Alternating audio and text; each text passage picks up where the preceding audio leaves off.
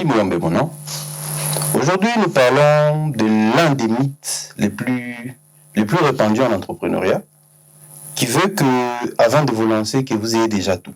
Que vous ayez déjà tout en termes de matériel, en termes de ressources, que vous ayez déjà tout en termes de connaissances aussi, que vous ayez déjà tout en termes de clientèle, et puis voilà. J'aimerais aujourd'hui m'atteler sur ce point-là et me rassurer que pour créer une entreprise, pour lancer une entreprise, il n'est pas nécessaire de devoir tout réunir avant de nous lancer. Ce que je viens de dire ici, c'est que nous avons, nous, la responsabilité, ou du moins, nous sommes appelés à commencer avec ce qu'on a. Ce qu'on a pour commencer un business, c'est une idée. Ce qu'on a pour commencer un business, c'est un projet peut-être qu'on a déjà rédigé. Ce qu'on a pour commencer un business, c'est peut-être quelqu'un qui a un besoin particulier. Ce qu'on a pour commencer un business, c'est peut-être quelqu'un qui a déjà commandé un produit ou un service. Ou du moins, ce qu'on a pour commencer un projet d'entreprise, c'est peut-être un besoin qu'on a identifié dans notre communauté ou du moins dans notre environnement proche. Pour lancer une entreprise, on n'a pas besoin d'avoir 10 millions de dollars, on n'a pas besoin d'avoir 100 000 dollars à la main. C'est vrai qu'avoir 100 000 dollars ou 10 millions de dollars, c'est vraiment souhaitable d'avoir ça à la main parce que ça vous permet d'aller très vite, ça vous permet de devoir réaliser certaines choses plus rapidement que ce que d'autres n'ont pu faire jusque-là. Mais c'est vraiment une erreur de penser que pour lancer un business, pour commencer quelque chose, vous avez besoin d'avoir tout ce qu'il vous faut. Ça, c'est vraiment une erreur. Moi, je vous conseille de commencer avec ce que vous avez. Si ce que vous avez, c'est votre téléphone seulement, eh bien, commencez avec votre téléphone. En commençant avec votre téléphone, vous allez très rapidement découvrir certaines variables qui sont très importantes dans votre business. Vous allez découvrir les réalités du milieu, les réalités du secteur dans lequel vous êtes. Vous allez découvrir les difficultés, vous allez découvrir les défis et les challenges du milieu dans lequel vous vous lancez. C'est qui est une très bonne chose pour un jeune entrepreneur, d'arriver à comprendre, d'arriver à avoir des données vraiment palpables, des données de terrain par rapport à une activité que vous voulez lancer. Nous sommes dans un pays où, malheureusement, nous n'avons pas accès aux données, aux statistiques qui peuvent nous aider à comprendre certaines questions. Ces données, ces statistiques, nous devons les produire nous-mêmes. Nous devons nous-mêmes aller sur le terrain, nous devons nous-mêmes nous assurer que le besoin qu'on a identifié est un besoin réel, est un besoin vrai. Et donc pour ça, la seule manière de le faire, c'est de nous lancer d'abord. Lancez votre business d'abord. Et par la suite, ajustez les paramètres. Ajustez le paramètre selon les réalités que vous allez rencontrer sur le terrain. L'erreur que beaucoup font aujourd'hui, c'est qu'ils veulent d'abord avoir la documentation, enfin avoir les papiers, les documents officiels, avoir un bureau, avoir du matériel, avoir 3 collaborateurs pour commencer. Mais ce qu'ils ignorent, c'est que chercher tout ça, c'est bien.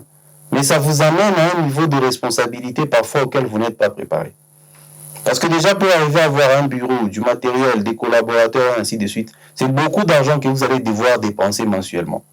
Alors que cet argent, dès le départ, vous ne savez même pas comment le chercher. Vous ne savez pas comment prospecter. Vous ne savez pas comment vendre vos produits ou vos services. Et du coup, comment vous allez mobiliser tout cet argent pour pouvoir répondre aux besoins de votre entreprise. Par contre, si vous commencez petit, vous commencez avec le moyen que vous avez à votre disposition, ça vous évite parfois de devoir tomber dans le schéma classique.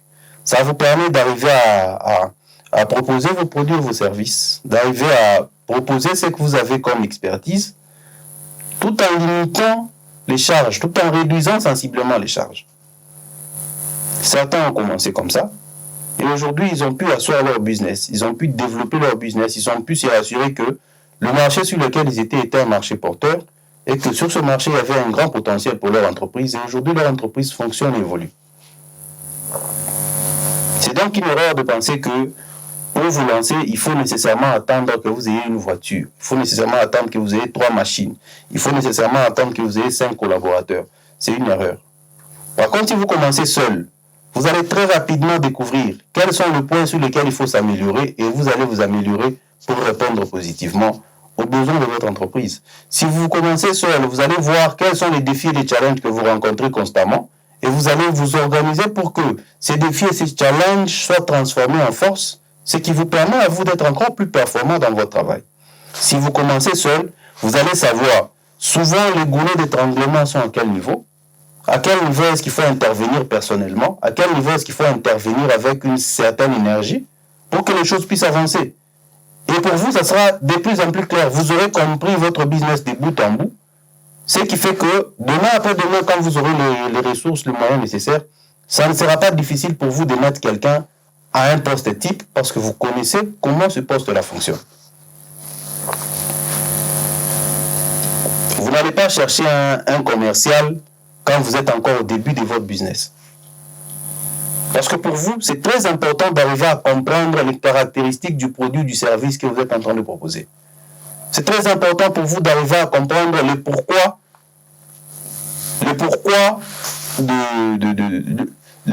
auquel votre produit, votre service est en train de répondre. Vous devez comprendre pourquoi les gens viennent à vous au lieu d'aller chez les autres. Vous devez comprendre pourquoi les gens préfèrent vos services au lieu des services des autres. Vous devez comprendre pourquoi les gens préfèrent votre touche au lieu de la touche des autres. Et pour comprendre ces choses, vous devez vous-même mettre sur le pont chaque jour. Vous devez vous-même aller prospecter, chercher des clients, chercher des partenariats. Vous rassurer que votre business puisse rapporter suffisamment. Vous rassurer que vous puissiez avoir 1 ou 2 contrats, ou 5 ou 6, qui permettent à ce que votre business puisse grandir et qu'il puisse se développer. Et ces choses, vous ne les avez qu'en étant vous-même sur le terrain, en étant vous-même aux commandes de la chose. Pas en envoyant des gens. Parce que la réalité est telle que dans le monde de l'entreprise, dans le monde du business, quand vous embauchez des gens pour faire un travail, ces gens ne seront là que pour ce travail-là. Alors que quand vous êtes vous-même entrepreneur, vous êtes vous-même le fondateur de ce business, vous avez le temps de vous intéresser à différents aspects de votre business. Et en vous intéressant à ces différents aspects, vous arrivez vous-même à comprendre comment votre business fonctionne. Et donc, moi, je conseille sincèrement, et vraiment, je conseille de commencer avec les moyens que vous avez. Il est certes vrai que vous pouvez faire un plan d'affaires, votre business demande 20 000 $. Mais sur le moment immédiatement, vous ne savez pas comment vous allez réunir 20 000 $. Quand vous essayez de voir peut-être en famille, les oncles, les tantes, ou peut-être votre environnement proche, c'est difficile de réunir ce montant-là. Vous ne pouvez pas attendre que ce montant-là soit prêt pour que vous puissiez commencer.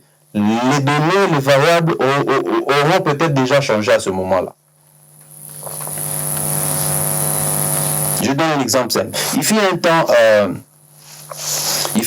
où, pour se lancer dans la photographie, tout ce qu'il fallait, c'était avoir un appareil photo professionnel, se rassurer d'avoir un petit ordinateur, et puis voilà, on pouvait travailler, on pouvait traiter. Mais le métier a tellement évolué aujourd'hui que avoir son appareil photo professionnel, avoir son PC ne suffisent pas.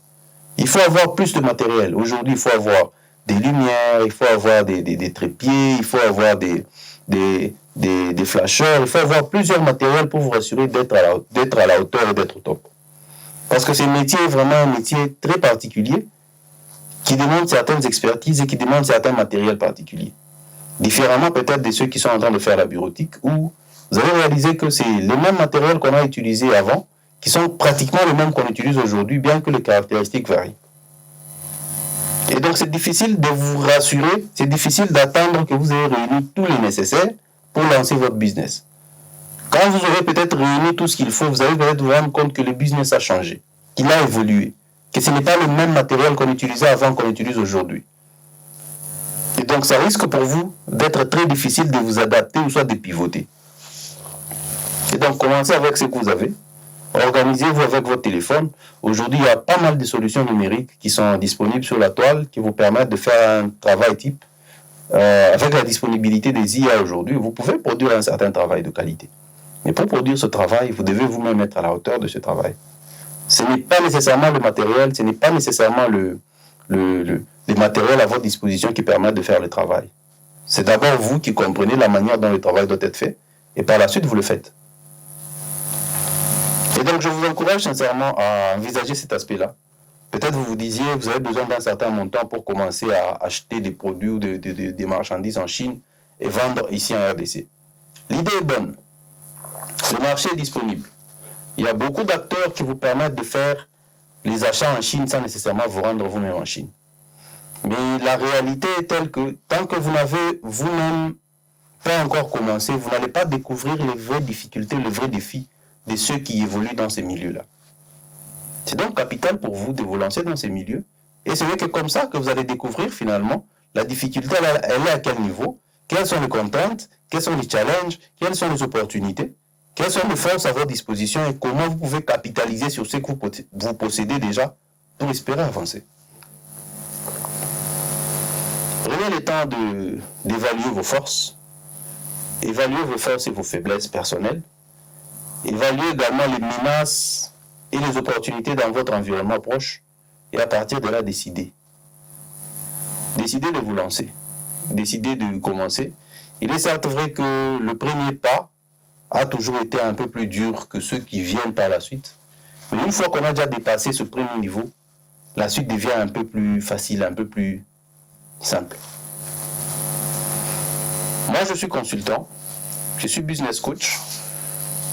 J'ai accompagné beaucoup d'entreprises, beaucoup d'entrepreneurs dans des besoins comme cela, dans la définition de leur projet, dans le lancement, la création, et ainsi de suite. Et si vous sentez que vous avez ce besoin, je me ferai un plaisir de vous accompagner, de vous aider à organiser votre projet, à organiser votre business et à vous rassurer que votre business fonctionne comme il faut.